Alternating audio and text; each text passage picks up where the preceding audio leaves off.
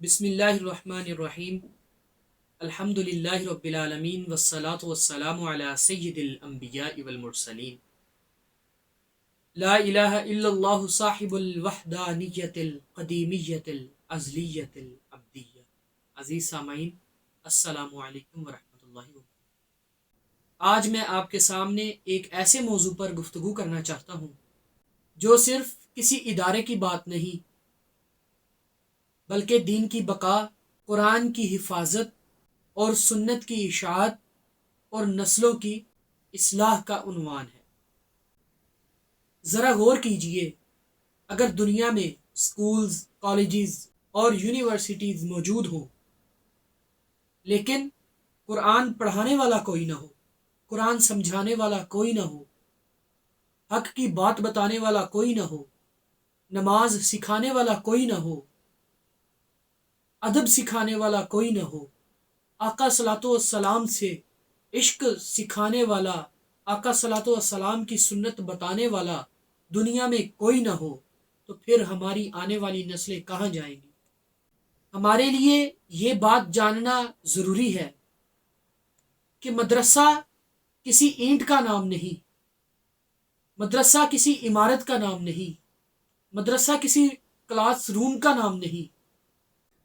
اصل میں مدرسہ وہ جگہ ہے جہاں قرآن سکھایا جاتا ہے، جہاں حافظ بنایا جاتا ہے، جہاں علماء پیدا ہوتے ہیں، جہاں فقہاء پیدا ہوتے ہیں، جہاں محدث پیدا ہوتے ہیں، اس جگہ کو مدرسہ کہتے ہیں۔ جہاں آقا صلوات و سلام کی سنت پر عمل کرنا سکھایا جاتا ہے، اس جگہ کو مدرسہ کہتے ہیں۔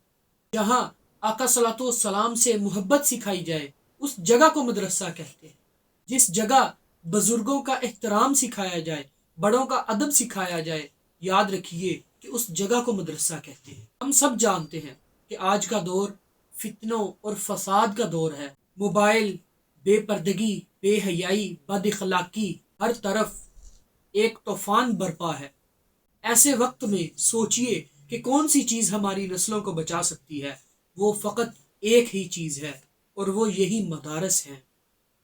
یاد رکھیے کہ حافظ قرآن آسمان سے نہیں آتا، وہ انہی مدارس میں بنتا ہے۔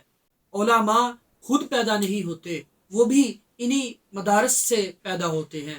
فقہاء، محدثین، مفکرین، وہ خود بخود دنیا پر نہیں اترتے، وہ انہی مدارس کی بدولت سامنے آتے ہیں۔ ائمہ، خطباء، مدرسین، مفتیان کرام، یہ سب مدارس کی آغوش میں پلتے ہیں اور پروان چڑھتے ہیں، تو پھر کوئی محدث بن جاتا ہے، کوئی حافظ بن جاتا ہے، کوئی قاری بن جاتا ہے۔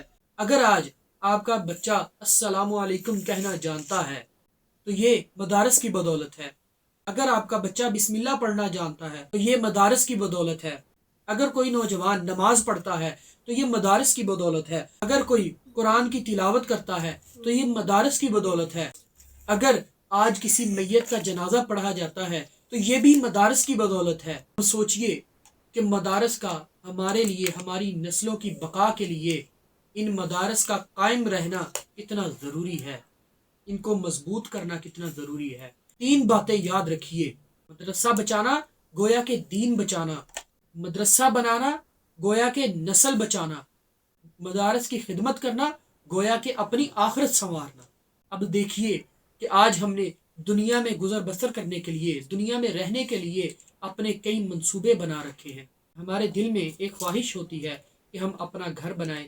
جب ہمارا گھر بن جاتا ہے ہم چاہتے ہیں کہ اسے مزید وسیع کریں۔ اگر وسیع نہ کر سکے تو ہم کسی دوسری جگہ ایک اچھا گھر لے لیتے ہیں۔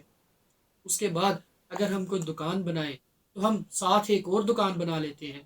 اگر 2 دکانیں ہوں ہم 4 بنانے کی کوشش کرتے ہیں، اور اس کے بعد اگر ہماری پلازہ بنانے کی حیثیت ہو جائے تو ہم پلازہ کھڑا کرتے ہیں۔